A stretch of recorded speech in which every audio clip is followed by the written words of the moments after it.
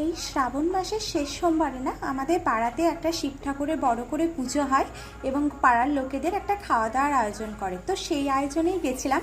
আজকে শেয়ার করব আমাদের এই পাড়ার এই ছোট্ট আয়োজনে ঠাকুরের ভোগ হিসেবে কী কী খাওয়ানো হয় আর কি। ফার্স্টেই দিয়েছিল পোলাও, তার সাথে দিয়েছিল আলুর দম।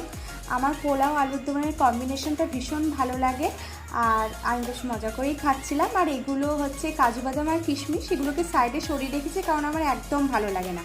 তারপরে দিয়েছিল ভোগের খিচুড়ি আর দিয়েছিল পাঁচ তরকারি। আমার পাঁচ তরকারি খেতে খুব একটা ভালো লাগে না, তাই আমি আলাদা করে একটু আলুর দম চেয়ে নিয়েছিলাম। তো খিচুড়ি আর এই আলুর দম খুবই ভালো লাগছিল কম্বিনেশনটা। তারপরে দিয়েছিল চাটনি, এটা ফ্রুট চাটনি ছিল, বিভিন্ন রকম ফল মেশানো। তারপরে ছিল পায়েস, আর শেষ পাতে দিয়েছিল একটা রসগোল্লা। আর প্রথমে দেখিয়েছিলাম খাবার জন্য কিন্তু আলাদা করে জলও দিয়েছিল। তো যাই হোক, এই ভোগের খিচুড়ি খেতে কার কার ভালো